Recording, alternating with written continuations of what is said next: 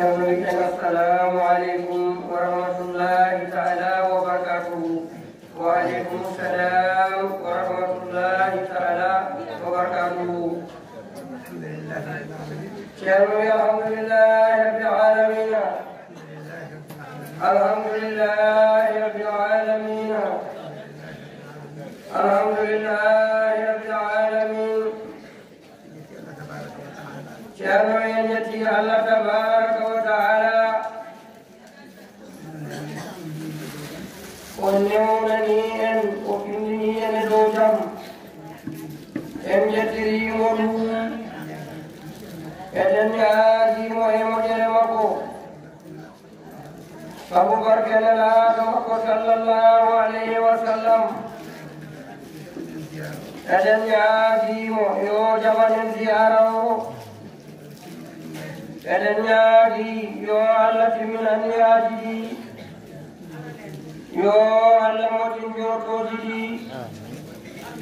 يو على وجه ولدم يو على رين قرين من دين من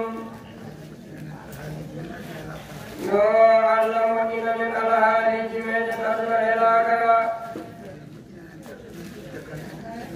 يو على مدينة من ترجمين وتكرن انتمجمين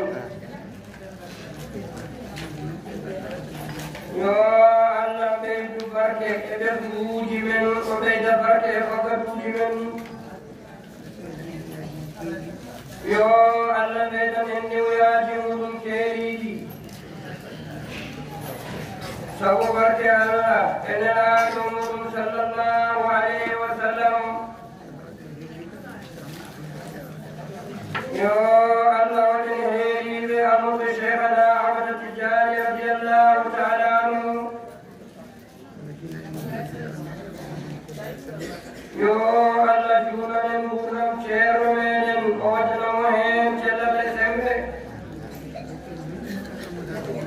إن لكدي يو الله رب إنه مدير المداغن من يو الله جبل كدي المداغن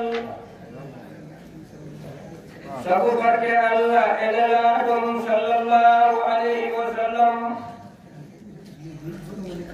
يا الله يبيتو بسموتي جول بخطو ونيادنا وبيدنا من فيوال وفيوال بسموتي دي سبو بركة الله إلى الآدم صلى الله عليه وسلم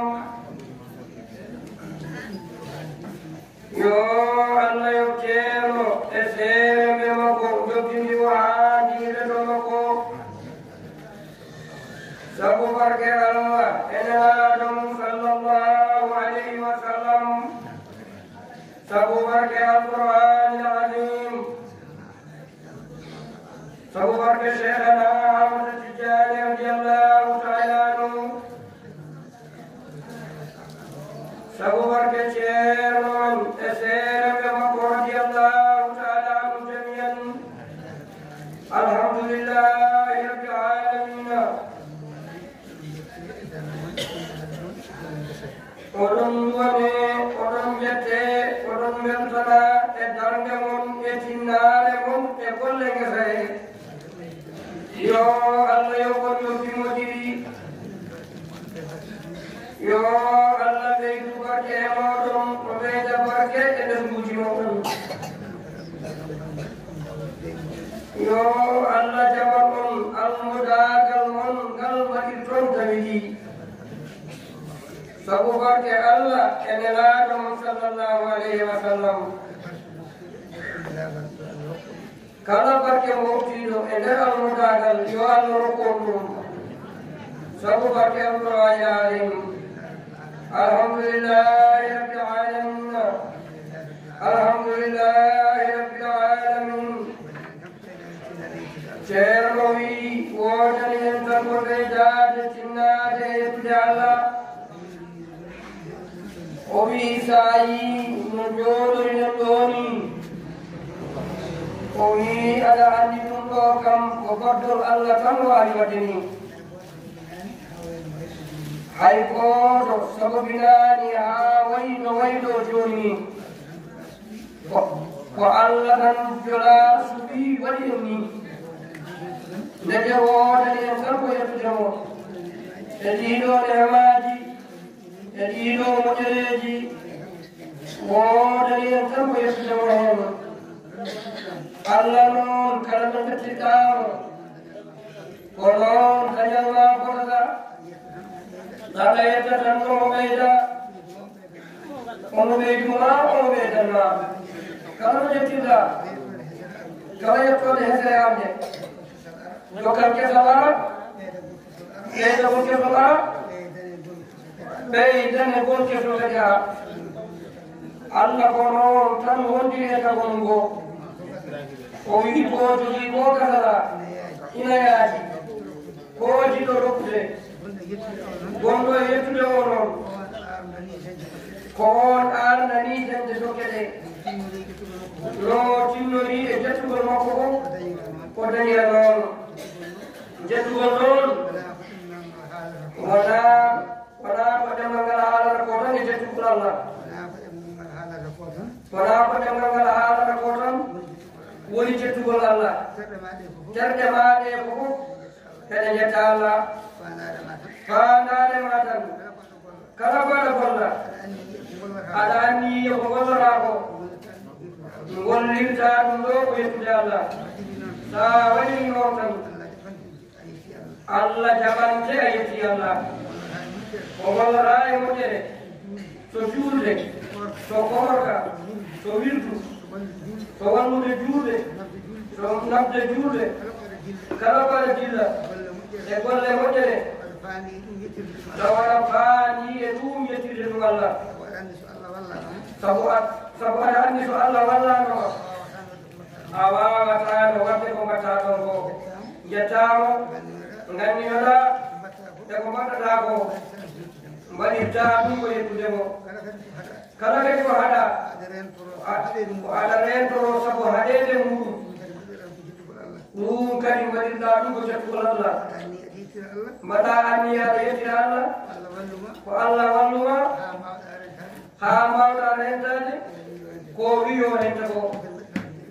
ɗum kadi mbaɗiɗa ɗum jettugol Allah ɗum woni terɗema ene jetta Allah e kala ko gollata tawto ɗemgal ma ene yetta Allah e kala ko ngal haali anniyama ɓerdema ene yetta Allah e anniyaji moƴƴi wona hangadin ka jettowo Allah tan an ka ɓeydotoɗo tan an hay goto anda ɓeydogol ma no wayata sabu Allah testi ko ɓernde ma nde ko nden o golloɗitta kala no ɓernde ma nde laaɓi hakkude ma e Allah kala no ɓernde ma nde laɓɓinirani Allah ko gollanta Allah ko noon dañal ma wayata ɗum noon hay goto wawa qimade ɗum fodde no ɓetoliɗa laɓɓinde anniyama dañal ma laaɓire noon yo Allah wallu en hen sabu barke alqur'ani alayhim ceerno wiyo en tinono moƴƴi ɓeydoɗen tan moƴƴodirde Allah ina yiɗi e juulɓe koɓe moƴƴodirta e ɓaye maɓɓe ko Allah ina yiɗi e juulɓe koɓe juumodirta e ɓaye maɓɓe ko Allah ina yiɗi juulɓe koɓe kawrata e ɓaye maɓɓe ko Allah ina yiɗi e juulɓe koɓe ndentoto tikkete hakkunde maɓɓe ko Allah ina yiɗi e juulɓe koɓe jokkata endam hakkunde maɓɓe ko Allah yiɗi ko noon juulo ko ɗum tan foti yidde juulo ko ɗum tan foti wadde ko ngannduɗa Allah yiɗa ko woɗɗa tan ko rentade ɗum ɗon kisal ma woni debbo gonnude ko Allah yiɗi jabde gonnude ko Allah yiɗi e jabde rentade ko Allah haɗi ko ɗon tan kisal ma woni Allah noon wona ko gollante ko jogi haaju e mum ko juuleten ko ko kooreten ko ko kajjeten ko ko ngasketen ko fof ala ko ɓeydatamo haybate ko mbaɗata ɗon ko fof ko hoore maɗa gonɗa e waɗante ko woofete ko ala ko wuttatamo haybate ko jomum woofata ɗon ko fof ko hoore mum woni ɗawadde o wi kono ay juuɗo omo yiɗi juuɗo omo taski juuɗo omo ƴeewa hono juuɗo omo ƴeewna juuɗo no wondiri e juuɗo banndum alhaali makko wayanamo ɗon to Allah no wondiri e juuɗo banndi ko woni alhaali makko wayanamo ɗon to Allah so moƴƴino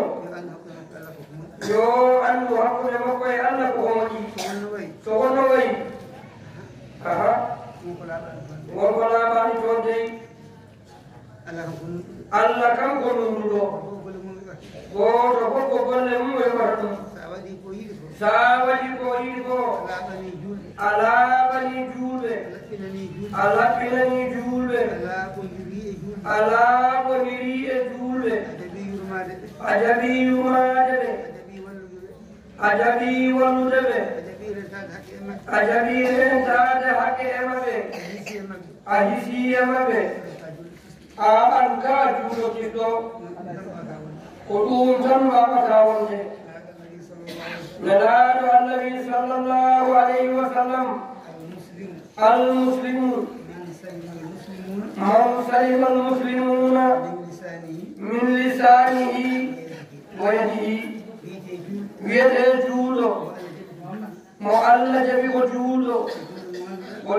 mo ganduɗa juuɗo ɓe fof ene kisi e ɗemgal makko hay goto nanatamo mo aybina juuɗo hay juuɗo goto o aybinta hay juuɗo goto o nota hay juuɗo goto o tonata hay juuɗo goto o ustata hay juuɗo goto o yewatako to ɗemgal makko o yadihi omo hisi e juuɗe to jungo makko o toñataɓe o yottorta koɓe ko moƴƴani o gollata e maɓɓe ko moƴƴani taw jungo makko ene hisi e yettinde juuɗo ko moƴƴani e mum ɗemgal makko ene hisi e haalde juuɗo ko moƴƴani e mum nelaɗo Allah wi ko o dewi ene juuɗo ndege juuɗo ina sadi de juuɗoɗo ina keewi kono juuɗo ina sadi diinoɗen no moƴƴi ko nelaɗo Allah yiɗi e men ko o yiɗi e leñol makko he ko o haali haydara hen o suudani kala jaɓɗo rewi hen malama kala jaɓɗo rewi hen malama sabu ko jikkuuji ɗi Allah nehimo ha Allah jola wela mantirimo ɗin jikkuuji o dari kankone omo nehira leñol ngol ɗin ɗon jikkuuji mbela eɓe keɓa kamɓene weluya Allah gonɗi e ɗin ɗon jikkuuji ɗum waɗi juuɗo yamira tan koyo yewtinnelaɗo Allah sallllahu alayhi wa sallam ko ɗum Allah haali ka qur'ana Allah wi tabaraka wa taala laqad kana lakum fi rasulillahi iswatun hasanatun liman kana yarju llaha wal yawmal akhir Allah wi rokki on ɗo nelaɗo Allah ɗo sallllahu alayhi wa sallam ñeentini moƴƴal o waɗimo neɗɗo hono mon ni mbela mawo ñeentindemo ono wawno tagede sifa goɗɗo taw o sifa nandani e sifa yimɓe so yimɓe mbiyama yo ñeentino tawa mbawata walla haysoɓe mbawine mo jolaka o wiya wawa wadde ko waɗa ko فايدونا لنا فايدو جيدا سيبا كنوكم فوق الله ولا أنكم لكم يدى ولنون لا الله صلى الله عليه وسلم وتجيبه تسيبه موتين لا الله صلى الله عليه وسلم كربنا قولنا ومركم ngala yimbe ma ñen demo taw kala ko ala wala anni yo hen ñen dinde ngala Allah sallallahu alaihi wasallam no wonita hakku ko wonita hakku ma Allah e diina ma taw kono la to Allah ñen dinda ko wonita ay taw hakku ma e mabbe taw kono la to Allah ñen dinda nela to Allah ko gonira ko hakku Allah ko diina mum ndewra no wala mawni ko gonira no yimbe garnaga ngolida yimbe be hono ngal do gonira yo ala wallu diina ne no modi diina ne no modi ngone wolno dirobe ngone yurmo dirobe nela to sallallahu alaihi wasallam yimbe ko jodan ketulo e keccaado ɓe tanɗiɗo woodi gadiɗo ko famɗi ko hayto ko sogonno goto o adima feñde adna o hettima mo gandiɗa feñde ko famɗi ko ha hetti ɗum ɓe dañde mon e adna o keccuɗo tan e keccaɗo o wi noon leñol makko ɓe ceerata eɓe goni e jaam eɓe goni e moƴƴere eɓe goni suɓaɓe leñol makko ɗon ɗo mawɗo o ina yurmomo hetti o ɗon ɗo keccuɗo no yurmomo hetti ina tindina ɗum ko nafata ɗum ina walla ɗum e ko nafata ɗum on ɗum o rentinamo ko lorotamo kanko keccuɗo o dañi nde darde nelaɗo wi jakkanimo koye moƴƴuɓe leñolmo mojeya keccaɗo one on ina jagui ko keccaɗo on ɗo omo jagui ko keccaɗo omo jaɓani keccuɗo o omo nehani ɗum omo teddini ɗum omo hormini ɗum omo jagui ko tindintamo e moƴƴere omo rewa hen omo jagui ko on haɗatamo e bonande omo rento on ne koye moƴƴuɓe leñolmo ko jeeya mo bayani noon o noon mawɗo mo yummaki mawɗo mo wallani mawɗo mo muñani mawɗo mo tindinani ko nafata on jeyaka e moƴƴuɓe makko keccaɗo mo teddinta mawɗo mum mo jaɓata ko tindinte on ne jiɗaka e moƴƴuɓe makko e moƴƴuɓe leñol makko ɗum woni hadis o wi laysa minna man la yarhamu sagira wala yuqtilu kabira ɗum woni hadis o noon nelaɗo Allah sallallahu alayhi wa sallam o wi ɗum noon tinnoɗen onon mawɓe onon yummiraɓe tinnoɗe balle ɓiɓɓe mon ɓe balle esiraɓe moɗon ɓe e to dewle maɓɓe to haalaji wonina kewi de haalaji ɗina kewi de haalaji ɗina kewi no feewi tinnoɗe balle ɓiɓɓe mon ɓe balleɓe noɓe moftiri rewɓe maɓɓe ɓe balle rewɓe ɓe kete e galleji he ɓiɗɗo o ko an addanamo ko an addana ne ko ɓiye ko ɓiye addi ko ɓiye woni ɗon jogi tomo ko ɓiye wallumo to tawi o jaɓani eto tan aɗa funta no funtirtamo jiɗɗa woni komo kala mo wayanani ono jiɗirɗani aɗa ɓitta ɗum e galle kada hakkude mum e jogalle mum ha ko wenno ko wettita ɓiye mo jibinɗa o yiɗa wasde wadde ko jiɗɗa ko anne a yiɗa o jogowo mo yiɗi o a tampinamo debbo mo waddi o o yiɗu o yidde makko o addimo so tawi on an a jaɓani deeje ɗon a jaɓani on deeje ɗon a tampinat ɓiye o o yiɗa wadde ka yiɗa o yiɗa kadi woppude ko yiɗi ko a tampinanmo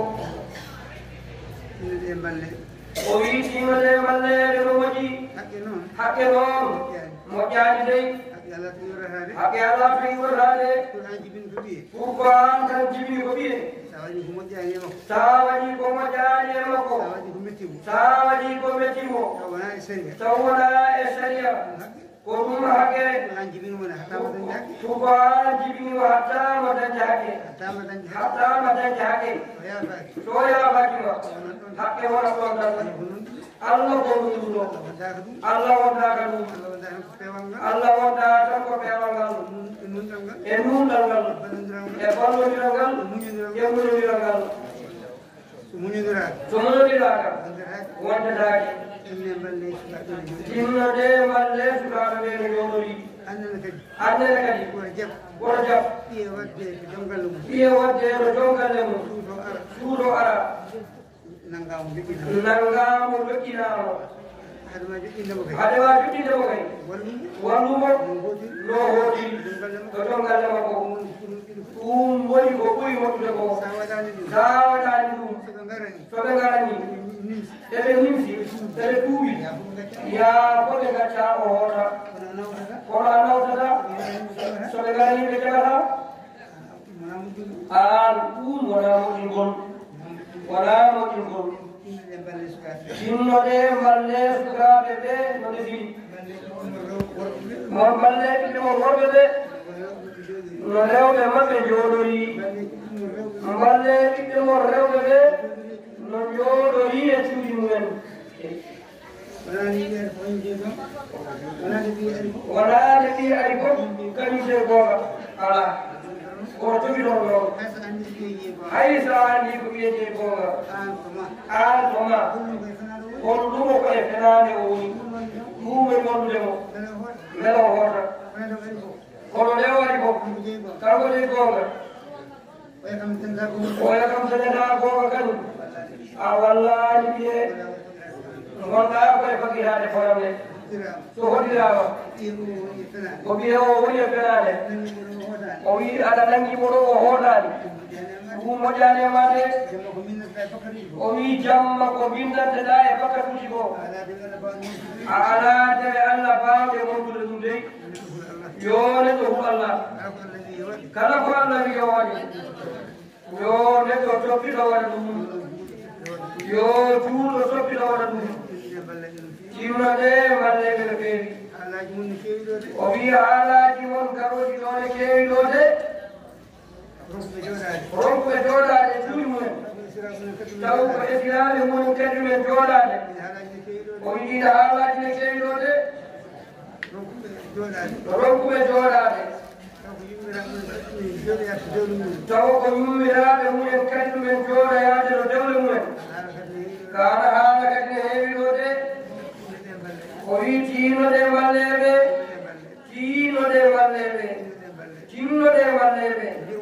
jumoɗeɓe gandon ko ɓiɓɓe moɗon joganɗonɓe maslaha mo joganto ɗon ɓe hono ɓe jibinɗon ɓeni ɓeɗo e ɓe ko goɗɗum debbo mo ɓiyati on kay ko ɓiye yo Allah wallu yo Allah renu yo Allah heɓɓito sabu barke Allah e nelaɗo mum sallllahu alayhi wa sallam sabu barke alqur'an al azim sabu barke Cheikhana Ahmad Tidiane radiallahu taala anhu sabu barke ceerno men e seeɗemɓe makko radiallahu taala anhu jami'an alhamdulillahi rabbil alamina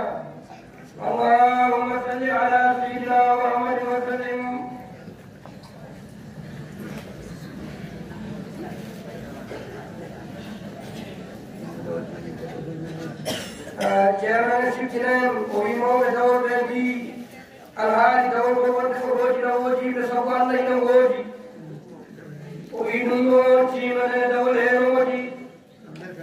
o wi oɗon beltanade kam e daymon heen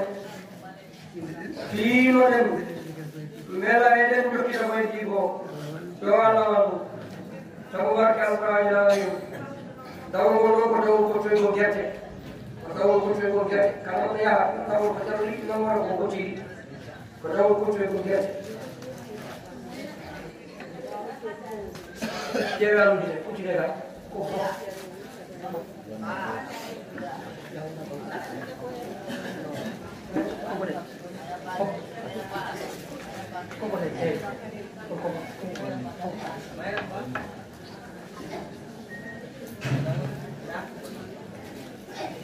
Ceerno haali deftan hen nani ceerno haali ko ɗum deftan hen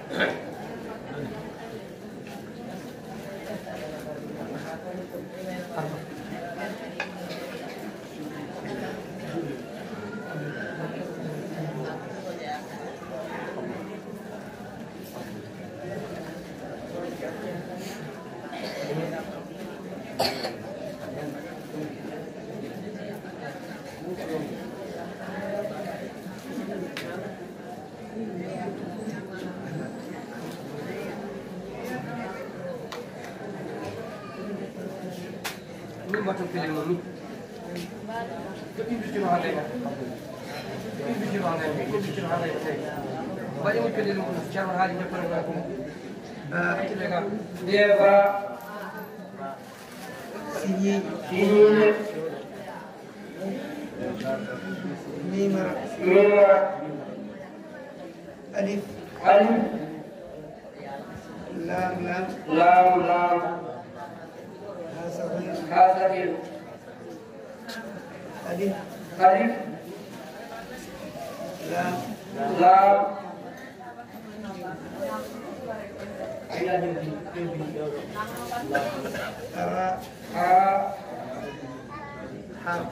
Hatun. Mim. Alif jur. Nunar.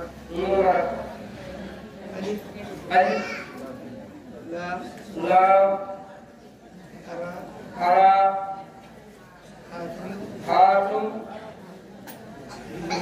Yulia. Mimar. Nangol.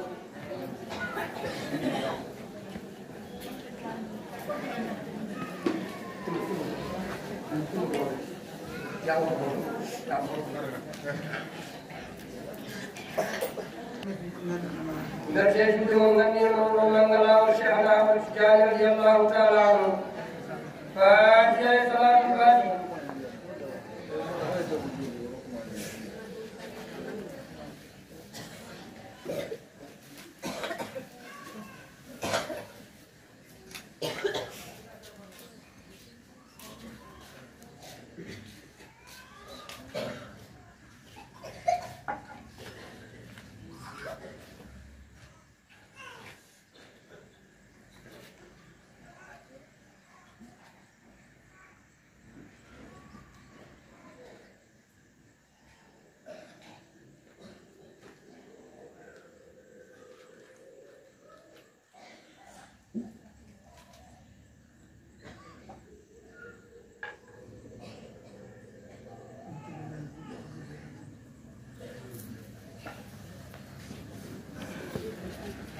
Bukan lagi ini tidak jual.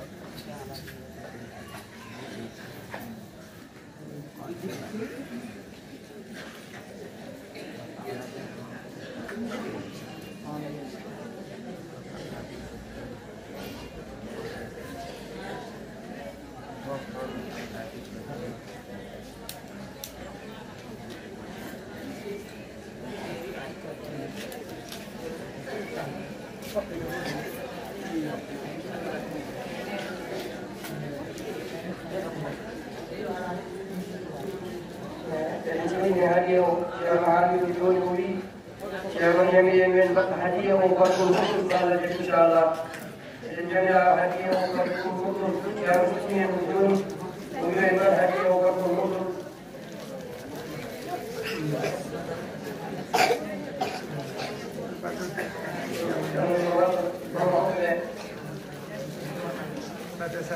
Jalan dua buka jalan dua buka di berbuat lagi dulu.